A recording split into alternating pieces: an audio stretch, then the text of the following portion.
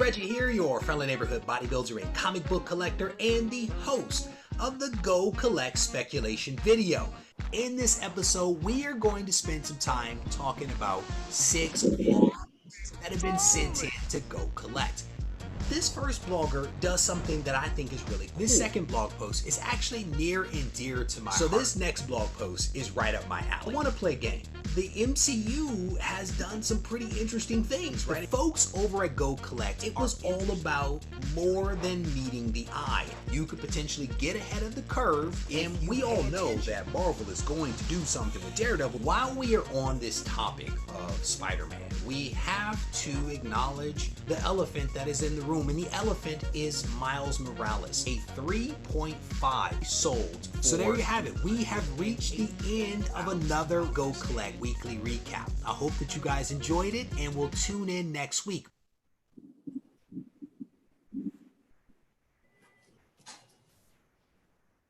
Good evening, everyone, and welcome to Wizard World Virtual Experiences. I'm Jerry Milani, and if you love pop culture, well, you're in the right place at Wizard World Virtual Experiences. And whether you're watching on Twitch or Facebook or YouTube this evening, go ahead in the chat room. And if you have some questions for our guests today, go ahead and put those right in there. We'll get to as many of those as we can. This is going to be a fun one for you. If you love history, if you love the Old West, if you love Butch Cassidy, well, that's what we're going to be talking about today with one of our favorite authors. And we'll get to that in just a second. Want to just give you a quick reminder. If you are interested in some of our future events that are coming up, we've got a whole pile of them coming in the next couple of weeks. Just to give you a sense or a sampling of those, tomorrow at 1 o'clock Eastern time, we're going to have some stars from the DC universe here on Wizard World Virtual Experiences. And then tomorrow at 4 o'clock Eastern time, we'll have our continuing artist series with Matt Taylor all the way from the UK, talking about his projects, including Topps Project 2020 that he's working on. We've had a few of those artists on. That's going to be fun tomorrow afternoon. Saturday, we have some stars from the Marvel universe, not to be outdone by DC. And then on Sunday, it's You Create Comics with our own Victor Dandridge. That starts at 1 o'clock Eastern time. Then later on Sunday at 4 o'clock, we've got How to YouTube with our friends at Fandom Anonymous. So a whole bunch coming on. Go to wizardworldvirtual.com for all the information about all the upcoming events and how you can take part in the Wizard World Virtual Experiences. I want to remind everyone that Go Collect is our partner. Go Collect, their goal is simple: to make collecting better. You can visit gocollect.com for all your collecting needs. Well, our guest tonight has written for Sports Illustrated, Esquire, Rolling Stone, many other magazines you've heard of. He was an editor at Sports Illustrated, People Magazine, Us Weekly, also magazines I think you've heard of.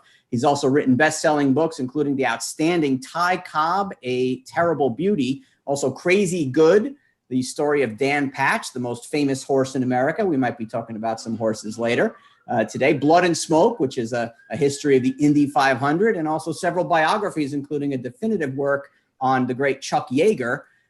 He's an adjunct professor at NYU, but of course he's a proud graduate of Fordham University, and he is the great Charles Leerhsen. Hi, Charles. Hey, Jerry, how are you?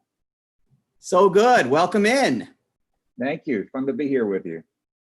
Charles, first of all, how are things? How are you? How is Brooklyn? How is the world treating you in this crazy time? Oh, thanks. It's we've run over the course here in Brooklyn and New York. Bad and very bad in March and April. Of course, a lot better now, and we hope to keep it that way. But as life for a writer, the quarantine works well for the writer's life. It's every excuse not to have to leave the house to do stuff. Now, Butch Cassidy, an interesting character in the history of our country. I think it's fair to say that most people, if they know anything about Butch Cassidy, they learned it all from the 1969 very good movie. What does the film get right, and what does the film get wrong?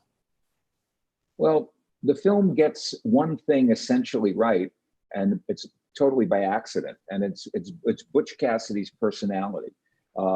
If people out there remember the movie, if they've seen it recently, it's 51 years old now, as you mentioned. It's been around a long time, and a lot of people haven't seen it in a long time. But Paul Newman was the classic Paul Newman character in this movie. He was charismatic, he was witty, he was charming. And that's what the real Butch Cassidy was. That's what I found. I found that he was known for his charisma. Men and women fell in love with him wherever he went. And the funny thing is, Paul Newman did zero research on the role, and even the screenwriter William Goldman did almost no research. When I went and looked at William Goldman's papers at Columbia University, where they're kept, and there's a Butch Cassidy and the Sundance Kid folder, and in that folder is a 1950s comic book, I think like a one-off comic book called Butch Cassidy and the Sundance Kid. And that was essentially that, and a few scraps of notes were essentially all the research that the screenwriter William Goldman did, because he said he didn't want to be constrained by the facts. But by accident, they got the Butch part right. Everything else in the movie, not so correct. But it's interesting that even though they didn't study up on the characters, I like, and you mentioned it a lot in the book, that that he did get that essence of Butch. What is Butch's essence? What kind of made him so? You said he was attractive to men and women both, kind of were glued to him. What made him so? What was in his personality? Well, when you're that charismatic, it has to be innate. It has to be something inborn. It's not something you acquire.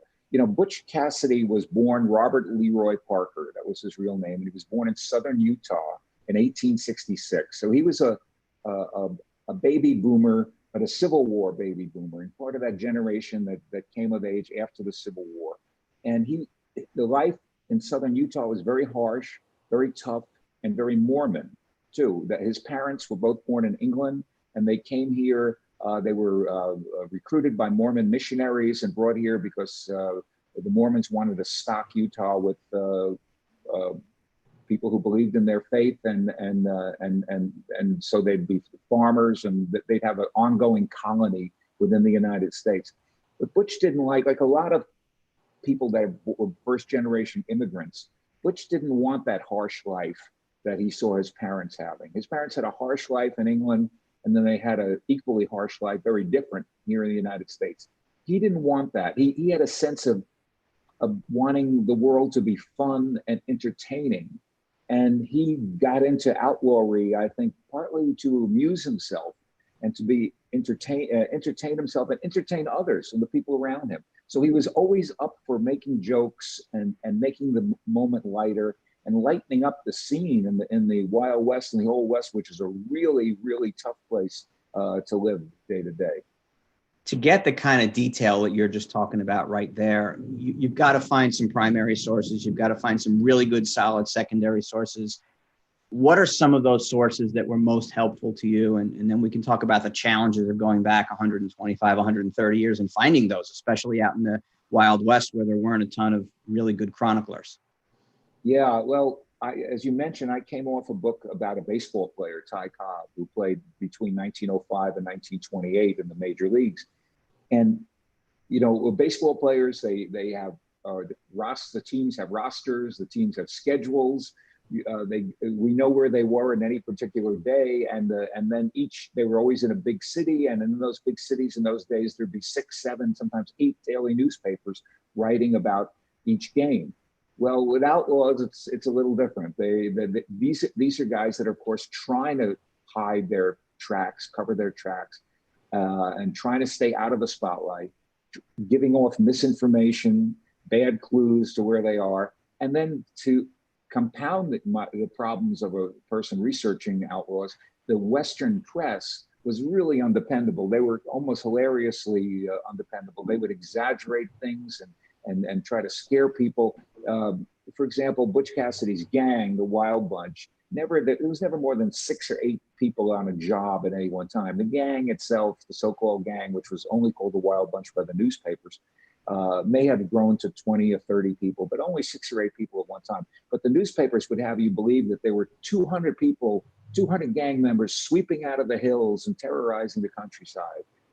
So it was a very undependable press that you had to work with as far as press clippings go. Butch Cassidy was reported shot dead more than 50 times, and none of those reports were correct. He was described as a fat man with a mustache, which we can see from his picture there over your shoulder.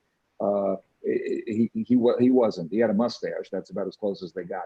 But it was very hard. As I say in the book, you're always on marshy ground when you're following outlaws and trying to figure out what to do. Fortunately, Butch actually wrote a few letters, which gave us an immediate sense of flavor for his way he spoke and how smart he was, and he was very smart and very up on the pop culture. He referenced songs. The way he dressed was very stylish.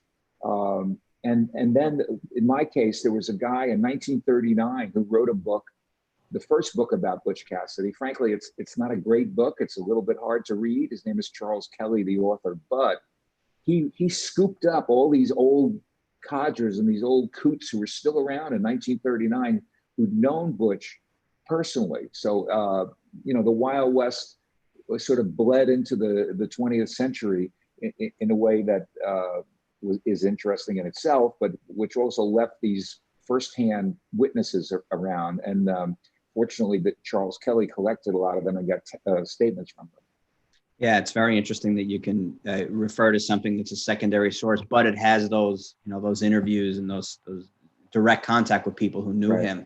I know you mentioned also at one point in the book when he was on trial, and you even say, well, Wyoming trials, they didn't have a stenographer there. My dad was a court reporter, so when I saw that, they didn't have court reporters, so you had to kind of piece together what happened in that trial. I say in the book, it was more little rascals than jurisprudence. They kind of made stuff up as they went along. And if you got called in for a trial, then you immediately got a continuance, which meant, the trial was postponed and they postponed it for a year, 2 years. And then they gathered back together and postponed it again for a year or 2 years. And you had to depend on everyone remembering and showing up. It was chaotic, but which somehow got caught up in the legal system and wound up going to prison for almost 2 years. We've got some great questions coming in already from our folks. If you're on Twitch or Facebook or YouTube, go right into those chat rooms. And if you have a question, we'll get to as many good ones as we can. Aaron Glover wants to know, what inspires you to write about historical figures as opposed to fiction or contemporaries? You heard me go through the litany of some of your work. It's all from 100 years ago. What about that whole era and nonfiction is interesting to you?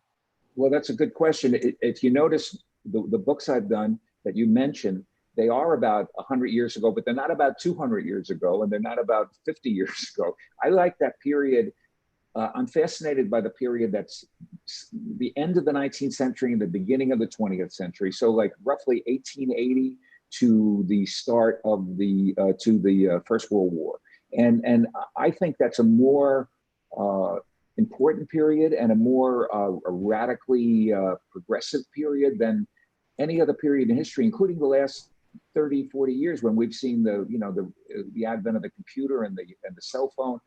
Those things changed life fundamentally, and that is important. But in the 1880 to 1920 period, roughly, you have the advent of electricity in cities, you have movies, you have the automobile, the telephone, the rise of professional sports, and a whole different way of life. With all this new technology, people didn't have to work so hard, so they had leisure, so they could go to movies and vaudeville and professional sports. So the world changed fundamentally. People moved off the little family farms, big corporate farms took over, and like we have today, and people moved to the city and began life anew. It was very fascinating, but also very disturbing time. It was the rise of psychiatry because people got very neurotic about the suddenly living in the city and their new way of life. And we've all seen those funny ads in the old papers for the stomach ailments and all that, because people were developing ailments that they didn't know existed before because they were nervous now. And they were coming to the city. They were also learning to smoke. And so they were doing a lot of unhealthy things and drinking a lot more than they had before. Yeah, I mean, even Butch and Sundance and Etta did some of that. They went to New York, right? Then they went to South America, and they experienced different places. We have another question from Rhonda Ann Smith Cook. She asked what the most amazing fact is about Butch Cassidy. What was something you uncovered that's the most amazing fact about him? The most amazing. Well, just the distance he traveled from the little, if you've seen the little cabin he grew up in, that's the cabin behind you. I think right there, that he went from there to being a household name is an amazing journey, certainly. He also pulled off a robbery, his last robbery in Bolivia, which he got the equivalent of $200,000 in money today, which was just it was being carried on the back of a mule that he robbed the guy who was riding the mule through the mountains. Yeah, I always found that kind of amazing. And then I won't give it away, but one of the most shocking and surprising things happens at the very end of their life. The way they came to their end and met their end. I won't spoil it for readers, but it's very unpredictable, to say the least. You just mentioned that he came from this house here behind me and went on to become hugely famous across the country, if not the world. At what point did it turn from being someone no one knew to being the famous Butch Cassidy? Was it the Wilcox robbery? What kind of happened that, oh my goodness, that's Butch Cassidy? Yeah, well, the Wilcox train robbery, which is legendary and amongst Western scholars, was sort of the high point for Butch and the greatest point. That happened in 1899, and they blew up with dynamite. They always had a little heavy-handed with the dynamite, as you could see, and they blew up. They burnt a lot of the money, and there were raspberries being transported on the train, and the raspberries turned into flying jam and went all over the place, and people thought they were bleeding, and it made the money easier to track. It was kind of silly, but so that was kind of the high point for him. It was a gradual thing for him. The interesting thing for me with Butch Cassidy was that he was always famous. It's called the Intermountain West. It's Colorado, Wyoming, Montana.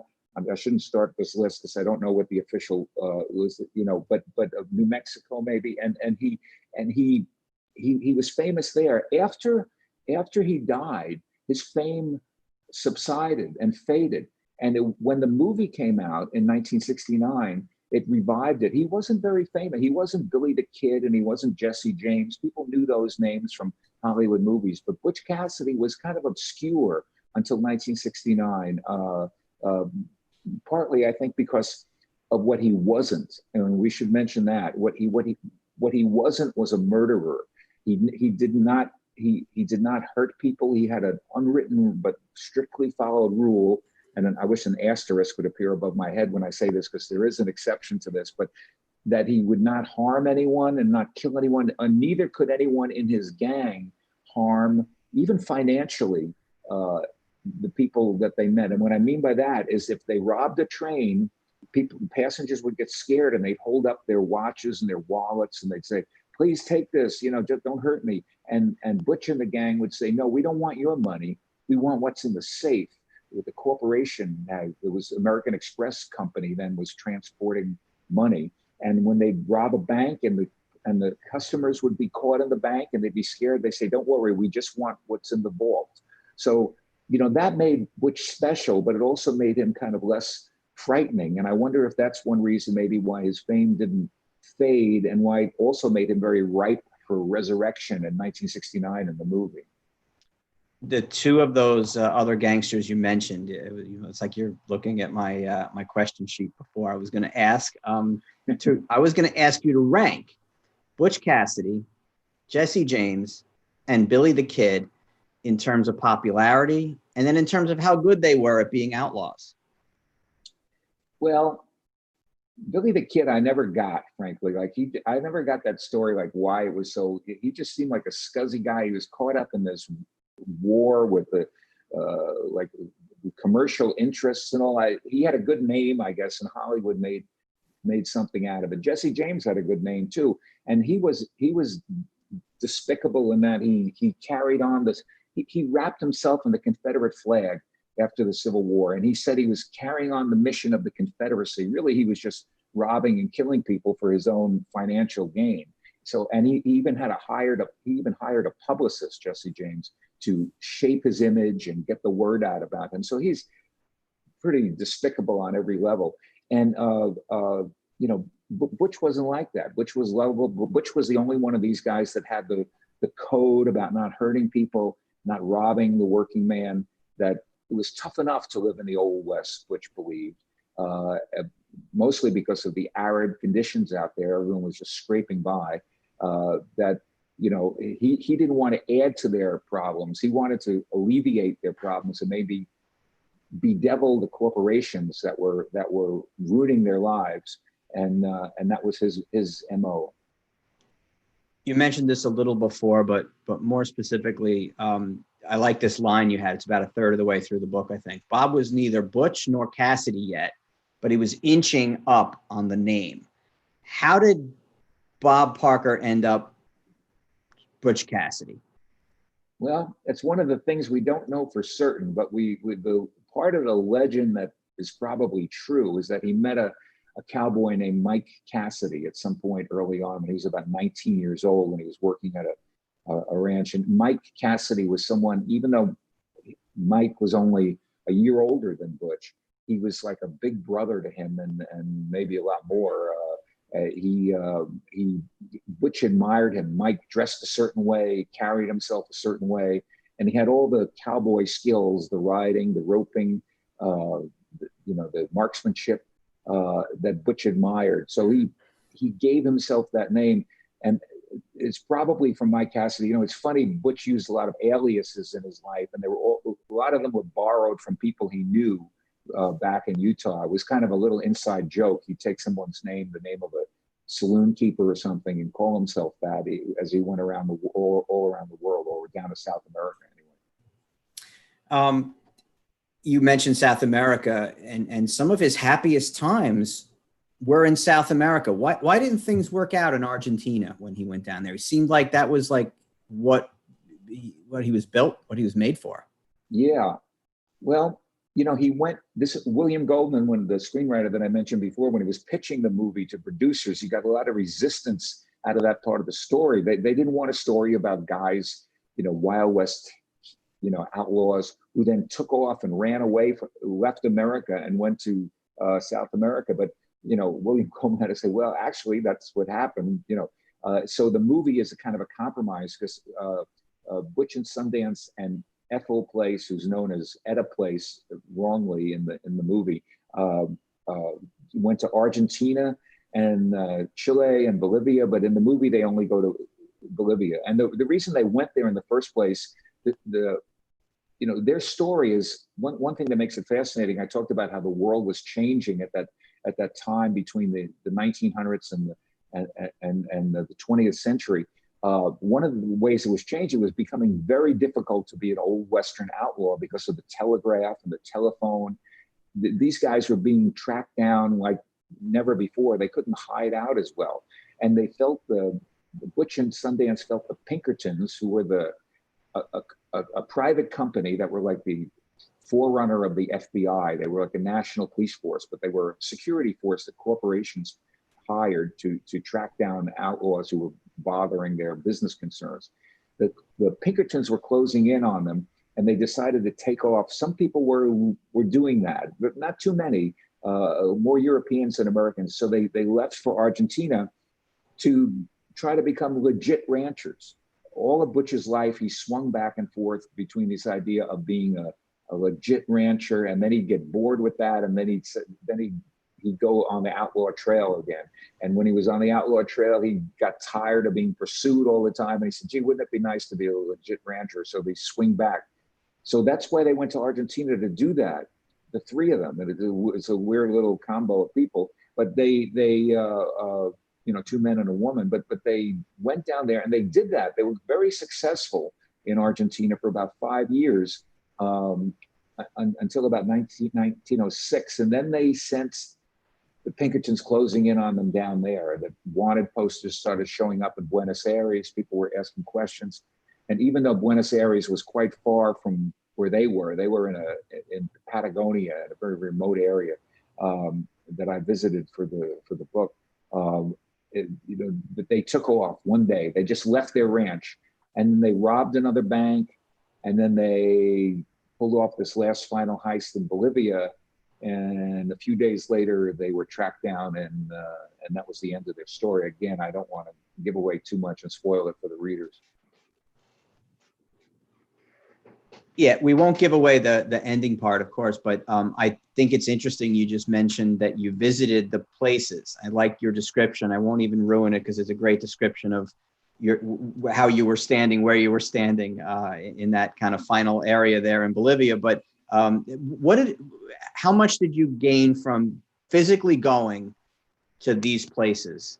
I know it feels different today, this very day, to be able to try to do that. But when you did visit them, what inspiration did you get from that? And how did that enhance what you were doing in the book, actually physically going to these places?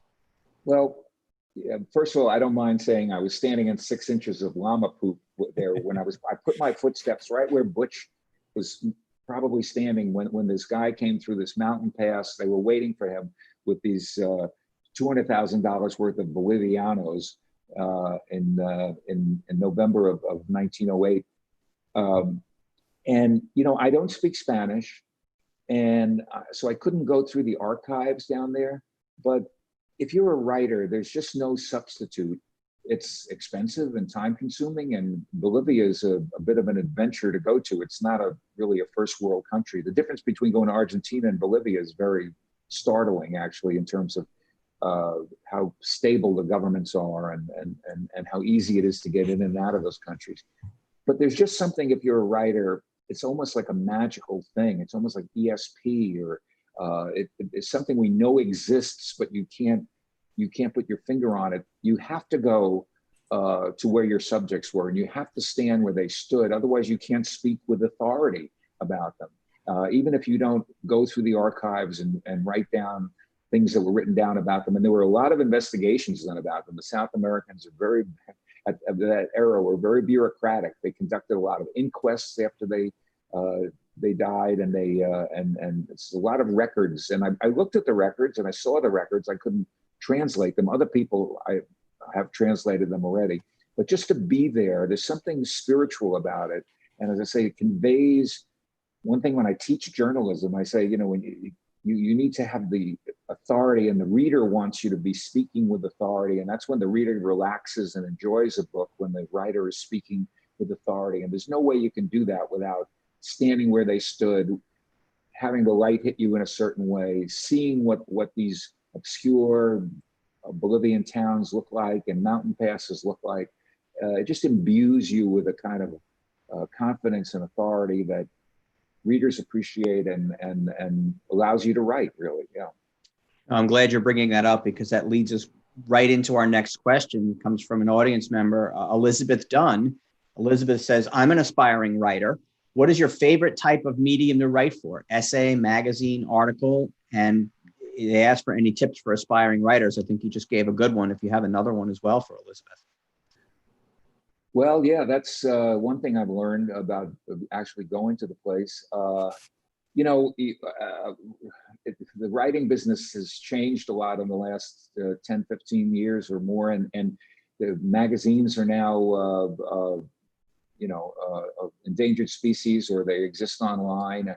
I just had an experience for the book. I wrote a piece for Airmail Weekly, Graydon Carter's Airmail, and it was the first magazine article I'd written in a long time. And I'd spent so much of my career at Newsweek and writing articles every week. So it was strange to do the short form, the sprint. But a good idea is a good idea, and there's no reason to limit yourself to say, well, I only write fiction, or I only write essays, I only write articles. Find the form that your idea fits, and pursue that. And once you get an idea, try to see where similar stories, similar essays have appeared, and then write a hell of a good pitch letter to the editor of that website or magazine or whatever it is, and you can make it work. You can also books are not things that you have to wait till the end of your career, or when you're a fully grown up human being I'm not yet, but you know, to do. You know, everyone can write a book, and a book is just a longer form and a more information about something. But what interests you will interest other people. That's the reward of writing. It's a difficult business, but one of the rewards is that to be reassured that what interests you will interest others. So search your soul, listen to yourself, notice the things that you're reading and you're interested in, notice the things you're seeking out in online, or and you know, realize that that's a good idea and go with that, you know. What was your first book, Charles? And do you look back fondly on it as, wow, this was great? Or do you look back on it and go, man, I made a lot of rookie mistakes? Well, I wrote, before I wrote a book of my own, so to speak, I was in the business of helping other people write books. So you mentioned Chuck Yeager, and that was the first one I ever did. It was the first book I ever wrote, but it was really Chuck Yeager writing it, and I was his ghostwriter, but on the cover with my name, you know, with Charles Leerhsen. And you know, that's a certain kind of experience. I also wrote one after that with Brandon Tartikoff, who was the executive, who was the head of NBC at a very critical time when the Cosby Show was on and everything. And he wrote a book, and I helped him write it. And I also wrote a book with a guy named Donald Trump. Well, I got to Google him after I get up. I don't know whatever happened to him, but I helped him write a book a long time ago when he was a real estate guy. So I did 3 books like that, and then I became an editor at magazines. I got busy with other things, and then I wrote the book about the horse, Dan Patch. It's called Crazy Good, and I found this was a way for me. These books are still selling, and they're selling quite well during the pandemic, generally speaking. And so books are still a market and still an active market. So for someone like me who learned the trade in the magazine world, that magazine world is no longer there the way it used to be by any means. But the book business is in some ways not all that different than it ever was. Did you have to feel like you had to attack myths when you wrote this book like you did with Ty Cobb? And I think I understand from reading things that you've written and interviews you've done that you didn't go into the Ty Cobb book necessarily thinking, I'm going to flip the script on what people think of him. Did you have to do any of that? And then this book came after that one. Did you go into this one saying, you know, this is what people think of Butch Cassidy because of the movie and because of these other, you know, books that maybe are all partially complete? Was that part of your process? There are different cases. You know, I think a lot of people, the first reaction, Butch Cassidy said, oh, there was a real one, you know? It's like Hopalong Cassidy, who was a TV figure in the 1950s, not a real guy, but yeah, there was a Butch Cassidy. So that was that. I don't know if there were strong myths about Butch Cassidy. Certainly the impression that Paul Newman left was a strong impression of a witty, charming, charismatic guy. And there were no myths to explode. With Cobb, as you say, there was a very definite myth that he was a horrible human being, a racist. And I didn't, also, as you say, I didn't set out to change that. I just pulled together information and let the chips fall where they may. You know, it's so much easier. It's so hard to write a book, but it's so much easier to write a truthful book. If you're trying to bend the facts at every turn and you're trying to make the facts fit some preconceived notion, then it becomes a horrible experience, if not an impossible experience. You know, you have to let the truth find a way, and often that will leave you with a central character who's neither black nor white in terms of his moral life. You know, neither a saint nor a sinner, somewhere in between. And it's okay. That's okay, because that's the way human beings are. Here's a where the facts will take you type question. At Michael Serra asks, he's asked if you have a theory on the fate of Etta Place. Did she escape Bolivia and live in anonymity somewhere? What do you think happened to her? And what, if any, evidence is there? And here she is. I mean, obviously very beautiful. Right. She's fast. You know, there are 1 or 2 other pictures of her, and she's very far away down in South America, very far from the camera. And that's a picture that shows, you know, often when you talk about beautiful women from the past. You have to, you finally see the woman, when you get to the picture part and you go, what? And then, and they say, well, you say, well, you got to put it in context. This was what beauty was. But she's just plain foxy. I think she's just a beautiful woman. And she also had a reputation as being very smart, very skilled in the same things that Butch and Sundance were skilled in, the cowboy arts. We don't know much about her at all, but we do know that she left South America.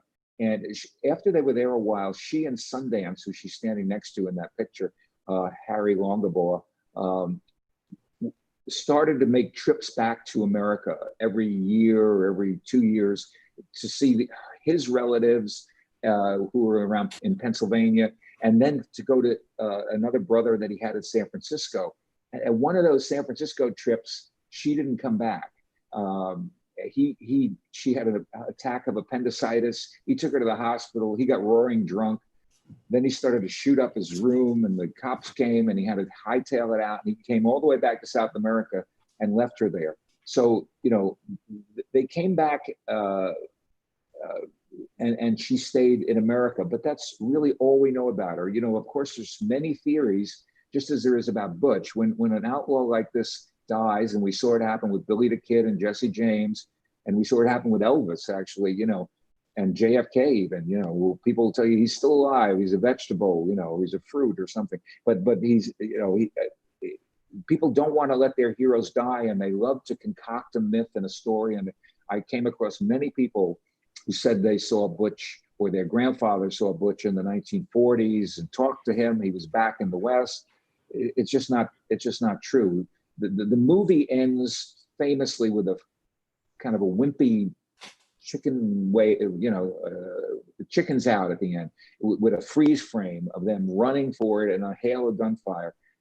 That didn't happen. We know what happened beyond that with them, and that's in my book. But with Etta, I didn't want to, Ethel actually, I didn't want to go where it was no point in going, because it was 100% myth. So we don't know. And she was probably born in the late 1880s. So, she may have lived to the 1960s even, one woman in the gang did. Yeah.